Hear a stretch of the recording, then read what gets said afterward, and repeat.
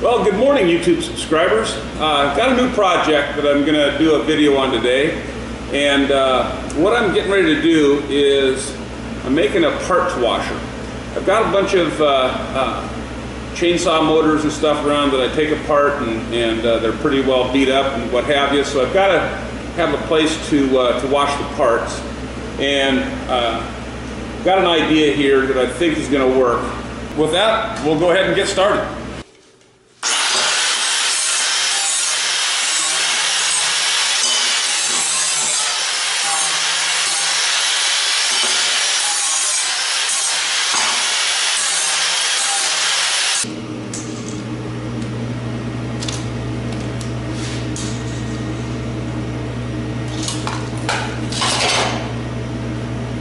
Okay, got the first, made a little dolly here. That's the first order of business.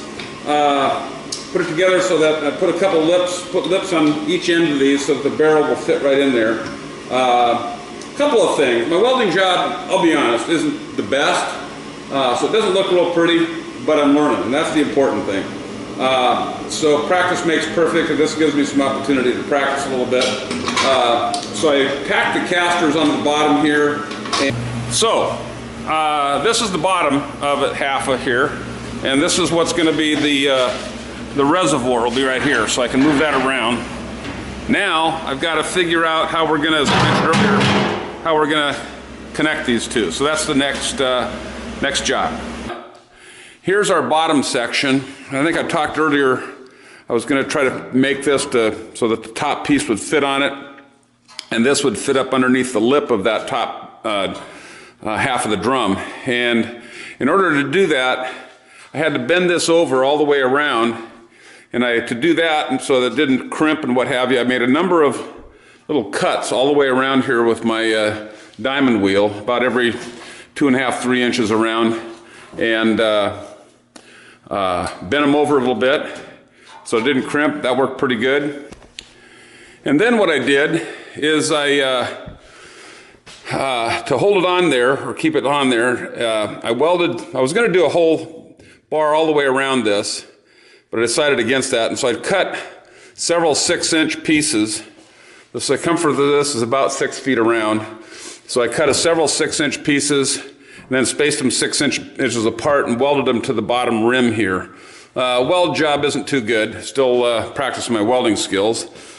And I was going to actually secure these with some sheet metal screws or something to the bottom, but I don't think I'm even going to do that. This sits on there pretty tight. Give you a little update where we are. Okay, this is the pump right here, and I made a bracket to support this pump so that we'll lay down, the bottom of the tank should be right about here, so it'll keep it above some of the gunk that'll probably settle there. And this is our hose that goes up into the washer side. I put a grommet in here to kind of keep it so that it will not chafe against this sheet metal here. This is where the electrical supply goes through, another grommet there. And this is our strainer side, so we'll take a look at that. So over on this side, we've got our filter. This comes up from the pump and comes over. This is this will be the sprayer portion here, the outlet. I've got a sprayer here, and this is the drain that'll go back down into the sump. One thing I didn't talk about earlier is there's a ball valve down there at the bottom.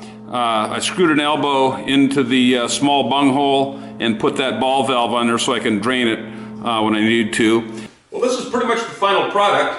Did a few other things since we last looked at things. Put a top on it. I got some 16 gauge sheet metal. So I put this lid on here, and I've got it pinched a little bit. It'll stay up by itself, but I might have to put a little stopper of some sort on it to keep it from falling down. I also took some 1/4-inch fuel hose and sliced it and put it around this edge so that when I'm working on in here, washing parts and what have you, the sharp edges of the of the barrel here where it was been cut won't scratch me or cut me or whatever, but also that makes it kind of more comfortable if you lay your hands on. So that should work all right. I've got a filter on it. So we're going to take it outside. I'm going to put it out in my shed to use, where I'll be cleaning parts out there so it doesn't kind of stink up the shop here.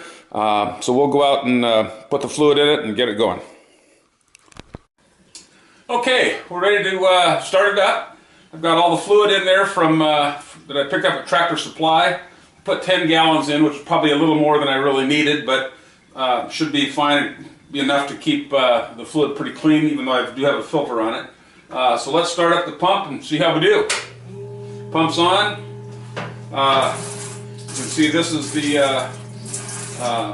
nozzle I've got, so we'll pick up a part here and see what we can start doing with it. I should have probably some glasses on, but this one seems to work okay. I mean, some protective glasses.